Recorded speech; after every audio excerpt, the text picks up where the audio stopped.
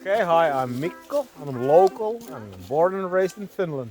Thank you. My name is Precious. I'm from Nigeria. I'm Adel. I'm from Iran. I'm passing from Sri Lanka. Lema Selden from Bhutan. Hi, I'm Akima. I'm from France. Coming in with. Yeah, something like that.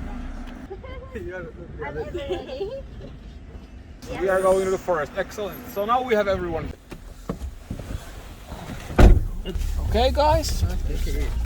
So where are we heading to? We are heading to local wilderness area. So pretty much everyone is new here. Yes. Okay. So next question. Where are you guys from? I'm from Bhutan. And I am from Bhutan. Yes, Two of us from Bhutan. Two of us from Bhutan. Okay, I have never had customers from Bhutan. Yes. So you know where that is? Yep. Okay. Roughly. Yes. Yes. Nice. in the At least we have Himalayas. somebody who knows where Bhutan is. You guys from? I am from Sri Lanka. Hi. Hello. I'm the owner of the company and we have been doing these nature trips for the university for now a couple of years. And I'm gonna show you a little bit of a typical North Karelian Eastern Finnish nature. So we are going to a place called Kyykkä, which is a really nice and beautiful location. There's a lot of also hiking trails there. And I think it will give you an idea what it looks like here. There we're gonna do a little bit nature walk and I'm gonna teach you one very good mushroom that grows this time of the year. If we can find it. But It's edible? It's edible. And then I have some tea with me and biscuits, so we can have a tea and biscuits in the nature. And then also my idea was that I'm gonna show you a little bit about lighting a fire. Wow. Cool.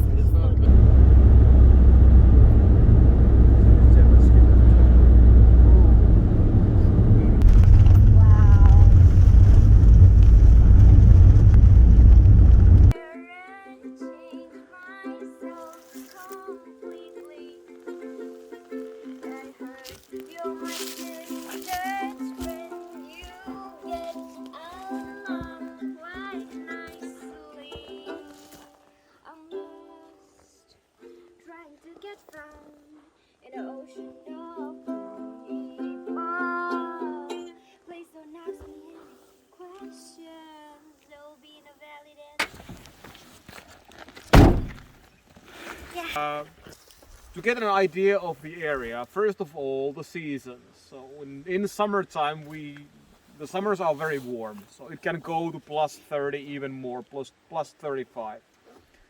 Normal average summer temperature is somewhere around plus 20. Winter time, the temperature can go to minus 30, minus 35. The coldest winter that I have had here was minus 46. But normally the temperature is somewhere between minus 5 and minus 15. So somewhere there. North Karelia is known for its wildlife. So this is the bear country of Finland. We have a lot of brown bears here and we do hunt them every year. That's why the bears also try to avoid people. But our bear population is very big. So it's a sustainable animal also to hunt. And then we have also really nice elk population. So elk, like a moose, same thing. So moose population, and we do hunt mooses here a lot also. And then we have black grouses, capercaillies, hazel grouses, ducks, different kind of geese, forest geese, Canadian geese, barnacus geese, and then Arctic geese. And then small predators, lynx, wolverine and wolf. Those are all we have here. All the animals try to avoid people also. So it's very safe to move here. You don't have to have a gun with you when you are doing outdoor stuff. Bears and wolves, they try to avoid you as much as they can. We love outdoor stuff and we have a thing called everyman's rights. You know them? So basically you are allowed to hike anywhere you like, you're allowed to camp anywhere you like, you can fish with a hook and floater anywhere you like except protected rivers where there is wild salmon, then you need a different license. You are allowed to make fire in a forest if you have a landowner's permission, or you are in a public land and there's more than 500 meters to the nearest fireplace. And we're gonna go and check out like a typical Finnish campsite later on where there's a fireplace and where you can put a fire and that sort of stuff. But first I want to show you guys a little bit of nature and one particular thing that is very good this time of the year, and that is a mushroom called yellow trumpet. And let's go check it out. Excuse me, I left.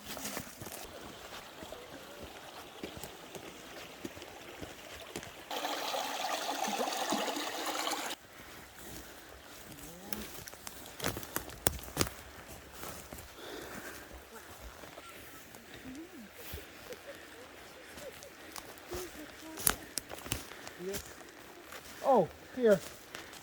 This is yellow trumpet.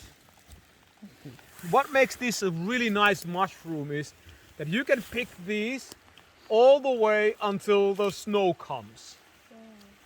And they usually grow in groups like this. So when you find one, you tend to find them more. So, and how you recognize them is, first of all, when you take them like this, you can see the stem, the leg of the mushroom. So can we pick them? It is yellow. Can we pick them? Yeah, you can pick them. We're gonna pick them soon. Okay.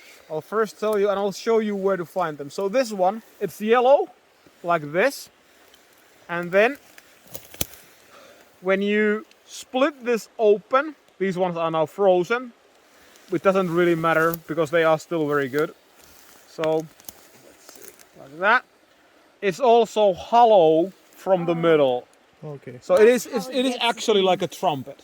Can I see that one? Yeah, that one is also yellow trumpet. So, and when they are frozen, they are actually very good to pick because you just take them and you snap them and they will cut like this. Oh yeah. And you will see this is hollow from the bottom.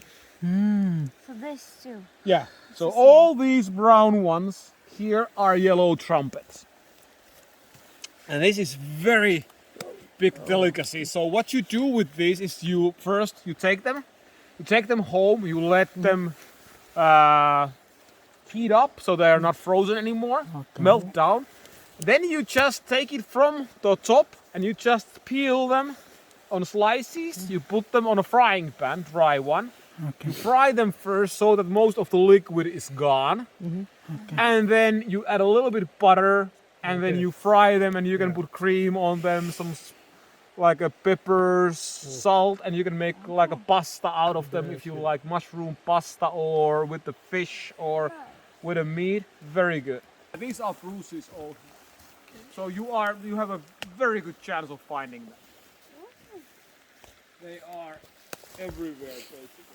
And mushroom picking is every man's right, so you can pick mushrooms wherever you like. Yeah, and also if it's privately owned land, you can still pick them up. And as long as you are not in anyone's backyard, basically. Okay. Wait. Wait.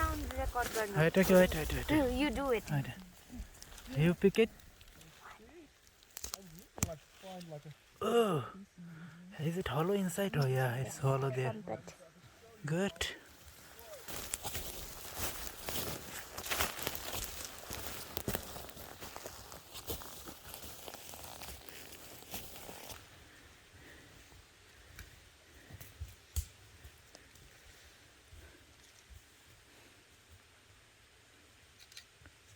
There's also like a move. Here, look at the tracks here. You can see it has been coming from there. You can see there, the move track. Also there. And it's been going that direction. Yeah. Yeah. Move. Elk.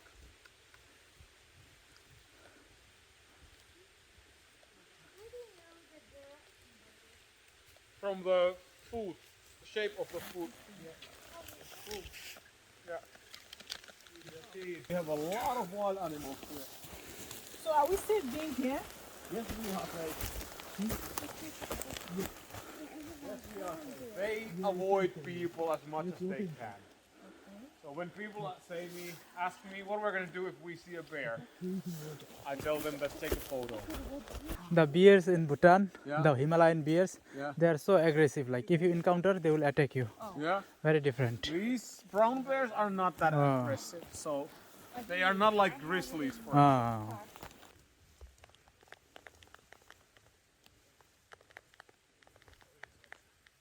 Come here. We have very clean water in Finland. The waters are very clean. And that means that if needed, you can take drinking water almost anywhere where the water is moving. So we can drink from here as it is. Yeah, you could basically drink from here as it is, but I don't recommend it because it's again about your stomach. It's a different bacteria in your stomach, so it takes a while to get used to it. I could drink here because my stomach has used to it. If I would drink from Bhutan, where you are drinking, I would probably get a bit loose stomach while you're not getting anything. So it takes a little bit while. But what you want to have when you're looking at the water, first of all, you don't want to see any like particles moving it, so no debris. And then you can see there's rocks in the bottom. So it's sand and rock bottom, which means that it also is very clean. If you boil it, you can drink it, right? Yeah. If you take it and you boil it, you can drink it easily, and that will take the boiling. They say that 3 minutes boiling, so meaning big boiling. 3 minutes big boiling, and then it's totally drinkable. Like that, and then we're gonna go here. I cut my hair and changed myself completely. I heard your husband when you get along quite nicely. I'm lost, trying to get from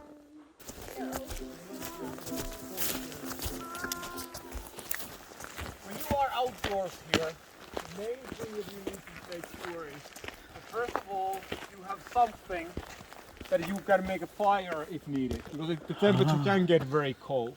So if you get lost, if you drop into the water, and you have some means to making a fire. And also, we Finns, we always say that if you're going to the outdoors, always have a knife with you, because that helps a lot, so you can make shavings for the fire and that sort of stuff. So that's why children will learn to carry knives very early. My son was 5 when he got his first knife, and now he's carrying it everywhere with him. And it's totally normal to have it in outdoors. Of course, not in the city area, but here everyone carries one.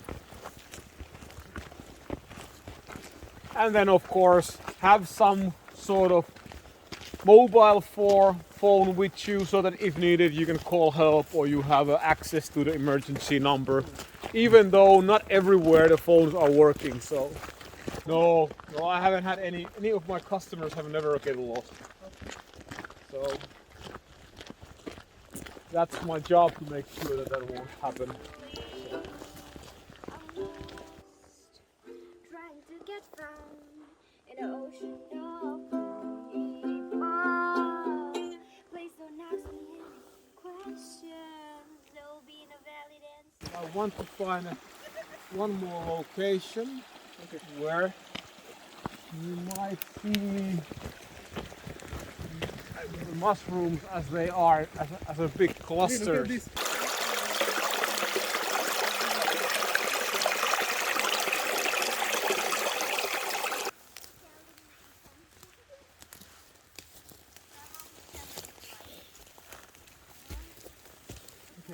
So, not that far.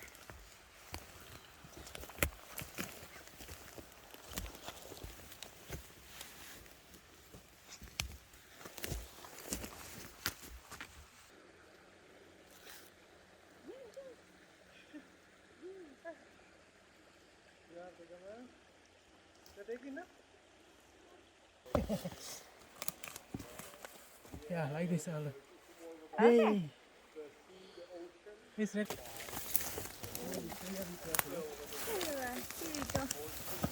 When you put the legs, don't put it straight away. Then we have a pine here. This one, you can see the orange trunk that almost goes purple or like bluish gray on the bottom. Yes. Pine is special for us because first of all we use it for industry and we use it for firewood. But it actually saved us from the starvation time because you can make flour out of the inner bark of the pine tree. So we make pine flour and then you can make bread out of it. Oh, nice. And that's what we did when we had a starvation period in Finland in 1840, 1850, something like that. Birches, this white one here. For birch we use so that from the leaves you can make soap out of them, which is really nice. Soap. And soap for cleaning up. And then we use the bark for lighting a fire, and we also make baskets and all sort of handcrafts out of the bark. So you can What's use this called? Birch. birch. Okay. And then it is excellent firewood also. When you cut it down and dry it out, it gives a lot of heat. So winter time we like to burn it also. It is very good. So we are taking this one to make fire. So now we'll be going to the campsite. And make fire! So these are the hiking marks. So following these marks, you can, hike from all the way from Joensuu to Koldi National Park.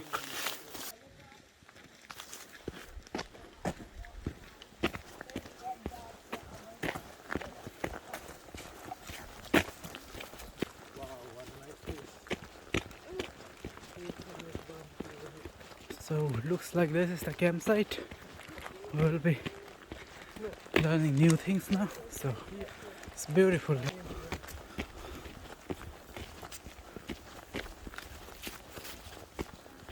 Ooh. So, this is very typical campsite in Finland. So you have a toilet that you can use, and then you have a lean-to or double lean-to like this one. So you can sleep inside here. You can put a fire there in the middle, and then there's both sides. There's a platform for you to sleep if you like. Then there's a wood shed that is run by municipality of Kontiolahti, so this is like a Kontiolahti area. So they will bring firewood every year, and when it's empty, they will fill it up again. So anyone can use it and make a fire here and just warm herself up, cook, whatever he likes to do or she likes to do. And the thumb rule is that you can stay in this place for 2 nights, and then you need to move along. But if there is other people coming and it's very crowded, the one that comes first leaves first. You need to give room for those who need rest or need to dry stuff. But a thumb rule is 2 nights most, and normally people are just 1 night and then they continue. And always when you leave it cleaner than it was before you came. Each campsite you will find firewood, and there is going to be saw and axe for you to use. But be careful with them, especially the axes. They are not the best possible ones. And then there's usually also outside campfire place, and they try to put this always next to a lake or river so you can get water from there to boil it and have for yourself. Water here is very clean also. So first what we're gonna do is we can put all the backpacks there and all the stuff there. I'll make quickly a bit of firewood. Hey, look at the water is I'll frozen. put the fire going and then we'll continue from there. Okay?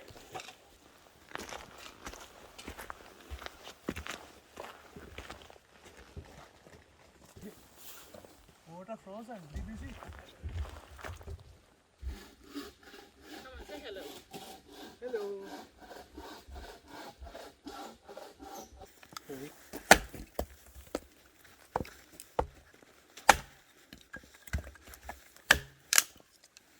So we make like a feather sticks like this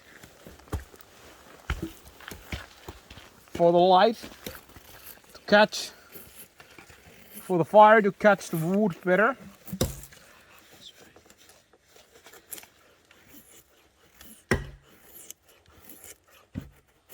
So when you have it, this is like a shaving cluster here, and I'll show you how these things work.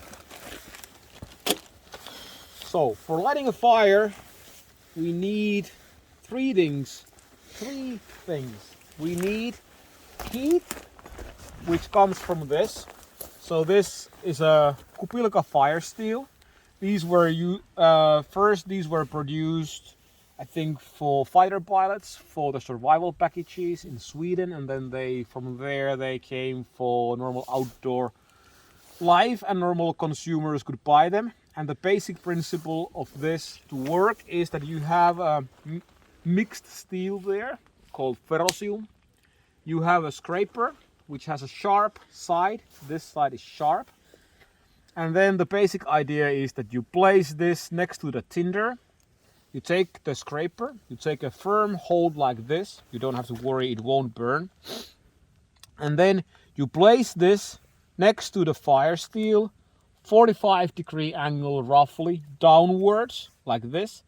And then you scrape sparks like this. And the idea of this is to concentrate the sparks in a small area so that we can create heat enough to light up our tinder. And for that we need tinder that has also oxygen in it. This one does not have oxygen in it. So this is birch bark. So you can scrape it and nothing happens because it's dense. So we need to first increase the oxygen here. So what you will do is you take the fire steel and you take the scraper, and you can feel with your finger this side is sharper than this side. So with the sharp side, you take the birch bark and you scrape the surface of the birch bark like this.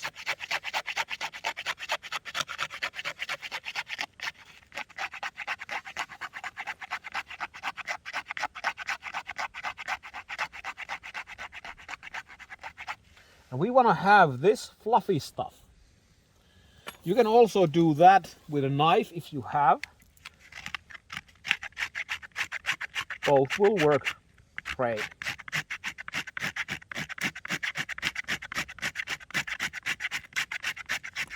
Like that. And when you have a nice pile of that fluffy stuff, maybe a thumb size is excellent. Yeah, well, you can take 2 fingers. And then you take your fire steel, you place it next to the kindling tinder, and then you take like this, pressure, and then downwards, maybe a couple of times, and that's it. That is easy. So easy peasy. Create a fire. Oh, it's so easy. so easy. Huh? Yeah. And then this there.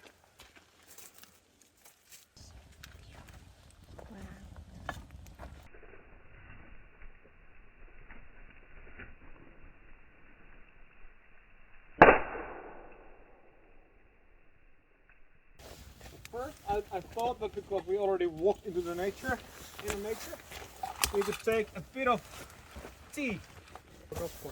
Yeah, show it to me. Okay. The handles. In our country they use I want this one. kind of thing. Yeah. Coconut Yeah, and then you would drink coffee out of it. Yeah, that would be great. We to have drink that. Just going to show it here. The cup is so nice. Yeah. Do you have any cases of like forest fire out of camping site? Yes. Yes, we have, but luckily not that many. Yeah, it's so beautiful. Yeah, it's so beautiful. But all in all, we try to keep nature as clean as possible. Yeah, And that- really clean. And it goes pretty well. We still have problems with it also, but I think the main thing that keeps it clean is that we start to educate People, already in school, like children, that what you can do and what you cannot do, and you need to pick up trashes if you see. It could always be a little bit better, but it is pretty good. But like nowhere it is perfect, no? Like this Yep. is quite close to perfection. So Yeah. that's all we can. Well, I have traveled quite a lot, and I agree that I'm very happy the situation we have here. How much forest do you have in Bhutan? It's actually 81 something, but the tree cover is 71%. Okay. The others are like alpine areas, open Yeah. grasslands. Yeah, well, but that's normal. That's, but still quite a lot. Yeah. A lot more than most of the European countries. Yeah, but I had a Japanese customer, and he said that the biggest problem in Japan is not that they don't want to use the forest. The problem is probably same as in Bhutan. The topography is so difficult that they just cannot cut the trees down, even though if they would like to. And that's why they have these vast areas of trees, and because they're just impossible to cut them down.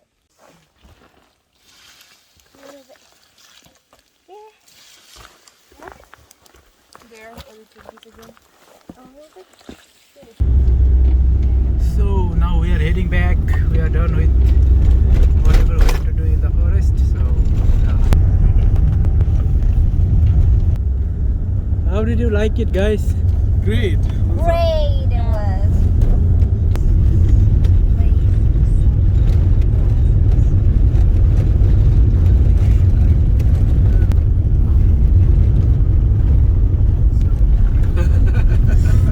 Wow! The sun is really steady.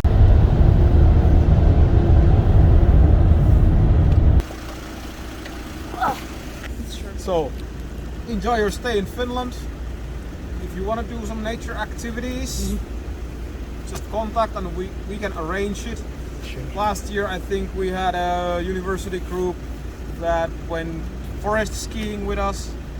So we have skis already ready, and they can take any kind of boot. So we took one Saturday just training skiing, and then we did a simple forest skiing trips, that sort of stuff. So. But hey, enjoy your time and So much. Thank you so much. Nice. Kiitos. Kiitos. Wow. It's good that Mikko has